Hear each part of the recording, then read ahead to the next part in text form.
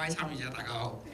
就今晚我哋好高興楊姨喺我哋中間嚟到同我哋，因為我哋成個系列咧基本上都係好專業性嘅。咁今晚咧係正式由聖經裏邊咧，我哋點樣睇生與死咁所以即係好希望大家集中精神，可以分享下楊姨有好好嘅講座嘅將會。咁將時間交俾楊姨。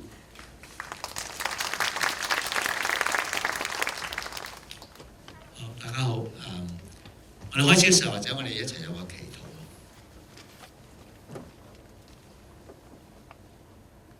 天父仰望你，因為我哋需要你，我哋人都係軟弱嘅。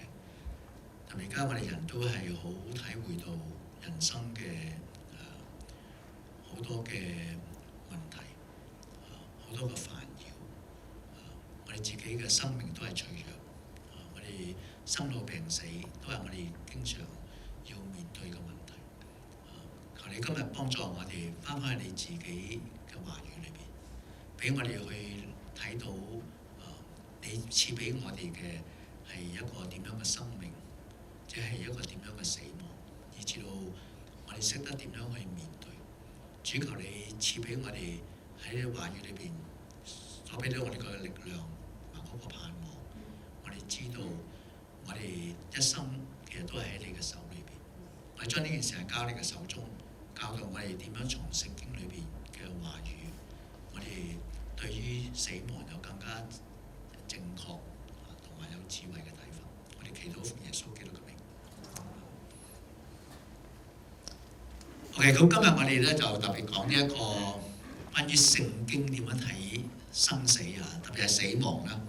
咁我首先要講咧就係我今日講咧就唔係淨係俾一啲嘅資料俾大家，或者話咧特別我唔知啦，特別我哋好多時要服侍一啲臨死嘅人或者佢哋嘅親人咁咧就好多人想揾啲聖經嘅金句嚟去鼓勵佢哋或者點樣幫佢哋咁。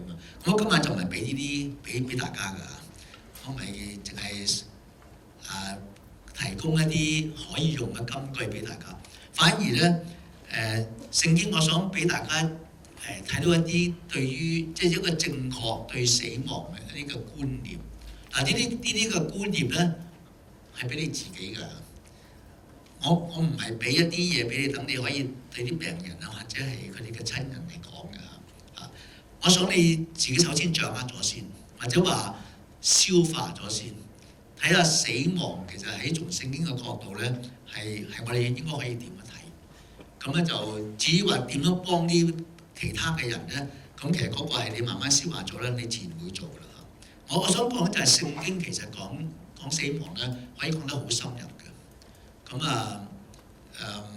好深入嘅處理嘅。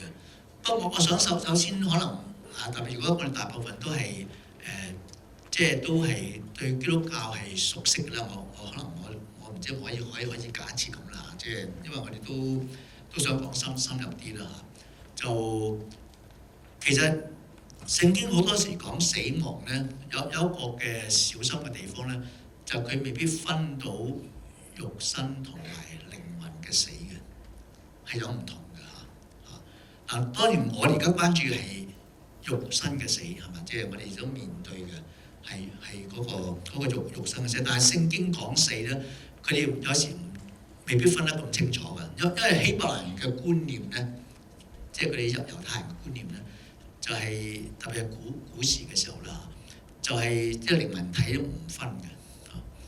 所以當佢話死啦，其實有時我哋都要問下佢講緊肉身嘅死咧，定係靈魂嘅死咧咁即係咁係唔同嘅。其實死基本上係解做分離咁解separation。咁所以如果佢講係屬靈嘅死，就係講緊你特別係人犯咗罪，離開咗神，即係同神隔絕咗，斷絕咗個關係咁肉身嘅死當然我哋知道就係其實只不過係個身體即係好似離開咗呢一個世界咁其實咧就兩樣嘢係可以好唔同嘅對我哋嚟講，但有時聖經都未必分得咁清楚嘅。不過我想大家首先知道下呢一方面先。咁其實聖經係有分咧兩個層面嘅，所以我依家講嘅聖經咧都會可以從呢兩個層面嚟講。一個咧就係從創造嘅層面，就創造咧，即係聖經講係神造呢個世界，做我哋嘅人生，所以死亡都係佢創造嘅一部分嚇。咁從呢個角度嚟睇，當然創造就係講緊嗰個肉身嘅死㗎啦嚇。咁當然有另外一個就係救贖嗰個主題。咁救贖嘅主題咧就係講緊靈魂嘅死㗎啦嚇。即係我哋因為救贖係要處理我哋人啊，或者特別係呢個所謂個靈性嗰方面嚇。就係當我哋犯咗罪之後離開咗神，所以要救翻我哋翻嚟。咁所以係兩個，你可以話係兩個層面㗎。OK，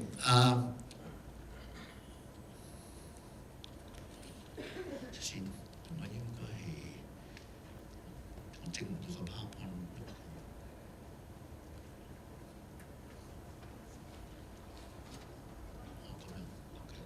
應該用呢個得㗎。我哋首先係講呢個死，我分咗4部分啦，大家睇個講義都有㗎啦。第一個係死亡嘅現實，我哋逐個講下。咁第一點咧就係人人必有一死，呢個大家都好熟㗎啦。其實個經文就係希伯來書9章27節啦，按著定命人人都有一死，呢個我哋好中意嘅金句嚟㗎。死後必有審判啊，且有審判。不過如果你根據聖經嚟講咧，呢一句説話咧個重點唔係個死字啊。個一字係都唔係話係一定要死嗰個一係嘛，係一次過死嚇。所以呢段經文其實未必係我嚟講呢個人人必有一死嗰個觀念嘅。不過我哋就係我哋就係習慣咗呢段經文咁樣用啦嚇。佢係針對耶穌基督一次過死就可以啦。咁其實係咁樣樣㗎。不過無論如何，呢個都係真係一個事實嚟㗎。聖經係好似我諗我唔使好詳細講晒所有聖經關於呢一方面嘅，即係呢個係好容易理解㗎啦。傳道書講得清楚啲嘅，第8章第8節，佢話冇人有權力掌管生命，將生命留住啊！即係呢個死咧係冇得避免㗎。冇人有權力掌管死期，幾時死亦都冇得定㗎。即係一場爭戰無人能免，即係好似徵兵咁啊！佢要徵兵咧。你去打仗咧就冇得避免㗎，邪惡也不能夠那好行邪惡嘅人，惡人都冇得避。所以呢個係講緊好簡單。呢個係講緊創造嘅日光之下嗰個死係必定嘅，冇人能夠避免。另外一個第9章啦，論到眾人嘅事都係一樣嘅，一樣嘅意思係一樣咁樣嘅結局。就係死啦！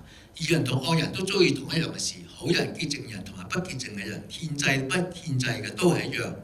好人點樣，罪人都係咁樣。起誓嘅點樣，怕起誓嘅亦都係點樣。就係日光之下所行嘅祭事上有一件禍患，眾人所遭遇都是一樣。並且世人嘅心充滿了惡，活着嘅時候心裏狂妄，後來就歸死人那裏去了。我唔詳細解釋啲經文咧，佢簡單嚟講咧，佢唔係話咧。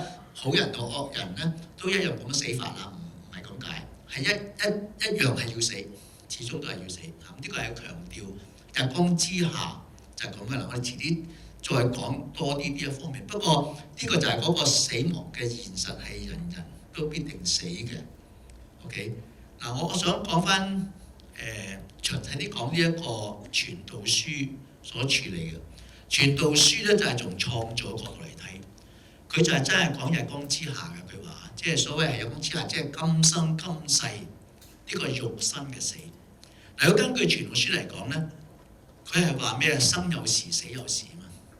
即係個意思係咩咧？呢一個係我哋真係要多啲去諗下㗎。就係話咧，根據傳道書嚟講咧，死亡啊，即係肉身嘅死啊，唔係因為罪㗎。佢係講到咧。喺個創造嘅設計就係咁啦，有生有死。呢個係我哋要好強，所以佢話唔關你好人惡人事嘅，都係一樣係會死嘅。呢個我哋好多人都未必容易接受。不過從創造嘅角度佢要講俾我哋知啦，呢個係個創造嘅設計嘅一部分。呢個我哋可以深入啲去睇睇呢一度㗎。睇翻創世記。其實第一章佢嘅意思都係咁嘅。佢話神話有光就有啲光，神看光是好的，就把光暗分開。嗱，表面上好似冇乜特別㗎，不過咧其實真係光咧係代表福同埋生命，暗係代表死亡同埋禍。如果你根據《傳道書》嗰11章啦，就佢話光本是佳美，即係講我哋嘅有生命嘅時候啊，眼見日光都係可悅嘅。人活多年就當快樂多年，而也當想到黑暗嘅日子，即係要死嘅日子，或者禍嘅日子，因為這日子必多，所來的要來的是虛空。以賽亞書都係咁嘅，45章第7節啊，我做光又做暗，個光係點樣？就係平安，我使平安又降災禍，造作這一切都是耶和華。所以一個創造嘅觀念咧，傳道書咁講，有生有死。呢個就係嗰個我哋需要捉摸嘅一點，我哋好多時好難去接受啊，甚至即係覺得創造應該係好好噶嘛。佢就係好強調呢一點嘅。其實個 point 係咩咧？即係好似咧神俾你嘅生命啦，但係有一日佢會攞走，咁就係死咯。佢喺創世記第1章嗰度，佢話佢做光同做暗啦。其實你留意佢創世記第一章，我再翻去睇睇啊。你諗下，當時係應該係未有光之前，成個世界就係黑暗啊！即係或者話佢都未有世界啦，即係可能總之係佢話未做之前係淵面黑暗啦，黑暗。好啦，神做光啦，做咗光之後咁點咧？應該全部都光晒㗎啦嘛，就冇黑㗎啦嘛應該。但係佢唔係喎，佢話佢將光同暗分開啊，然後佢就稱光為晝，稱暗為夜咁啦。個意思係咩咧？其實個意思即係話神啊喺個創造嘅設計裏邊，佢係俾暗啊有一個合法嘅存在嘅空間，係咪？你諗下，應該係光係取代晒啲暗㗎啦嘛應該。其實佢講得好簡單嘅，但其實係好深奧嘅呢樣嘢啊！就喺人生裏邊，或者喺我哋呢個世界神所創造嘅世界裏邊啊，呢個唔係講緊未有罪嘅咧，都係咁㗎，就係已經有暗嘅存在。神容許暗存在，個暗係代表個光咧唔會一路咁樣繼續落去，所以佢係生有時死有時。其實喺個設計裏邊就係咁嘅，即係話神做呢個世界咧，日光之下嘅世界咧，話到明係暫時嘅，係咪？即係淨係得個唔係全部係光嘅，會有暗嘅。所以話生有時死有時啊嘛，神俾咗呢個光咧，佢就會收翻個光有暗。即係話神俾人有生命，你有講光係代表生命啦，就有一日就會死嘅，所以係必然㗎。呢個問題，或者我哋需要咁諗嘅，創造嘅相反咧，就唔係罪啦。創造相反就係永恆。神嘅創造話都並唔係永恆嘅，有根據傳道書講啊，有一日呢個天地都要廢去㗎嘛。咁你完嘅時候咪就叫做死咯，係嘛？所以死亡本身係創造嘅設計一部分，因為佢創造嘅時候係預咗我哋嘅人生唔係永恆嘅。當然有永恆嘅生命啊，所以嗰個係日光之上，或者話嗰個係救贖講嘅。而家講創造，今生嘅創造講到明係有暗，係有完結嘅一日嘅。如果你睇翻相反就係啟示錄22章用講到新天新地啊，另外一個新天新地啊，就唔係日光之下嗰個啦，佢都係用翻咁樣嘅圖畫嘅。佢到時咧就冇黑夜㗎啦，唔用燈光唔用光，因為神光照佢哋係直到永永遠遠。睇到個唔同啊，今生今世就係有黑暗嘅，即係會死嘅。將來嗰個咧新天新地就冇㗎啦，係嘛？佢都係用翻呢個觀念，嗰個重要性就係咩咧？我哋今日唔好期望我哋今生好似天堂咁樣，好多人都以為神做嘅應該係好完美嘅，應該好似天堂咁，其實唔係，講到明唔係㗎。所以傳道書叫呢個做虛空啊，虛空嘅意思即係唔係圓滿嘅，唔係滿足你嘅。講到明唔係永恆㗎。嗱，我哋信主嘅人唔怕嘅，因為將來仲有一個永恆嘅生命，嗰個先至係真正完美。所以今生咧話到明唔係㗎。嗱，呢個都係神嘅旨意同埋神嘅設計㗎。呢個係我哋需要睇呢樣嘢。傳道書俾我哋睇到就係所謂呢個虛空嘅人生，唔係真正滿足你，因為唔係永恆嘅人生，亦然係神俾我哋要喺度活出嗰個嘅旨意嚟嘅，係創造嘅設計嚟嘅。呢個係我想講生有時死有時嗰個意思，係預咗有㗎啦。所以我哋係可以接受嘅，唔關罪嘅事㗎。咁當然咧，你可以話咧，可能都同罪有關，但係傳道書係唔從呢個角度嚟去睇嘅，係真係好清楚講到咧，呢個係創造嘅設計。一開始就已經係咁講㗎啦。我想講多一點，特別係從一個救贖嘅角度嚟睇咧，就係死亡都係需要嘅。如果從救贖嘅角度嚟睇咧，都係㗎，就係要死咗先可以生嘅。呢個觀念係如果睇翻創世記第3章啊，記得嗰陣時係始祖犯罪，佢因為話乜？你食呢個果，你唔聽話，你就會死啊嘛，係嘛？但係你知道佢哋食咗之後就冇死到，所以唔係講肉身嘅死，嗰個係講屬靈嘅死，係嘛？即係個靈魂嘅死，離開咗神。咁佢就講啦，跟住點樣咧？你記唔記得？耶和華就神話嗰個人已經同我哋相似，即係佢已經係當咗自己係神，佢已經係食咗呢個果，即係佢決定咗咩係啱，咩唔啱。佢能夠知道善惡嘅意思係咁啊，即係佢已經決定咩唔啱，咩係啱。就如果恐怕佢又去摘呢個生命樹嘅果嚟食，就永遠活着。嗱，生命樹代表咗嗰個永恆嘅，其實或者喺神嘅創造啦，神造人就係咁啊。除咗喺今生裏邊。呢一個今生嘅生命，亦都有永恆嘅實生命啊嘛，即係我哋係兩棲動物嚟㗎。其實我哋同時有永恆嘅生命㗎，所以有生命樹同埋有呢個分辨善惡嘅樹㗎。但佢咧就驚神話啦，因為你要問下點解神啊，佢犯咗罪啦，離開咗神，即係屬靈嘅死啦。點解唔俾佢食生命樹咧？係咪食翻生命樹咪生翻咪得咯？咁啊，就係唔得啊！神唔俾佢咁做啊？點解咧？因為呢個生命樹代表咗佢永遠都係停留喺嗰個唔朽壞嘅狀態啊嘛。咁如果佢係離開咗神，因為犯罪離開咗神，佢永遠都係停留喺呢個狀態就唔掂㗎啦，係嘛？你諗下，所以神就唔俾佢食，佢一定要死咗先可以再生。嗱，我哋到新約我哋就明白，一定要喺耶穌基督嘅死。所以先係重生啊嘛嚇！你唔可以帶住嗰個離開咗罪呢一個咁樣嘅身體，永遠活着就好唔掂㗎啦嚇！大家明白，所以一定要死先可以生嘅。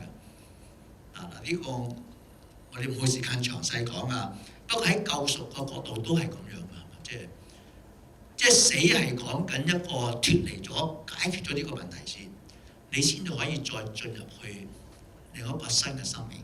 所以我唔排除，就算人唔死啊，佢都要離開咗呢個身體，先進入嗱，我遲啲會再講多啲呢個，先至可以去到嗰個永恆嗰個新天新地嗰度。所以我係咁樣可以想像到啊，如果人真係唔犯罪啦，其實佢都係死，都要經歷呢個死亡，離開呢個所謂日光之下呢一個，先至去到嗰個新嘅。咁其實都冇乜壞喎，即係如果當呢個係神原本嘅設計，都 OK 嘅喎，係咪？因為你係要死咗先生嘅嗱，好似哥林多前書15章36節都係咁講嘅。佢話你所種嘅，你如果唔死，都唔能夠生。即係你要死先係離開，死就代表離開啦，離開咗呢一個譬如肉體呢一個有限嘅世界，咁你先可以講另外一個世界嘅。所以其實死亡本身咧喺個設計裏面都係冇問題嘅。我哋唔需要話要歸咎係因為罪啊，因為乜嘢先至好似罪都破壞咗神嘅創造嘅設計啊。咁其實咁樣都唔係最好嘅理解嘅，係佢本身創造已經有㗎啦。或者我一路停一停啦，唔知大家有冇咩問題？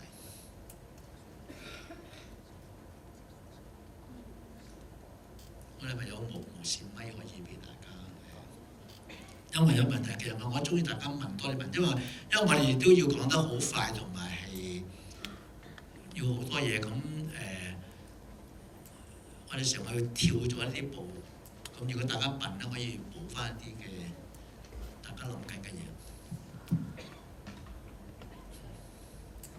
楊醫，你頭先提到死同罪冇關，咁個意思係咪就係講緊肉身嘅死？即係如果從創造嘅角度，肉身嘅死就同犯罪冇關，但係屬靈嘅死就有關係，罪有關。可能我講得快啲係啦。即係我係講肉，其實我哋而家關注都係處理緊肉身嘅死啊！肉身嘅死咧，其實佢唔係，如果根據聖經講咧，就冇證明係話係因為罪嘅。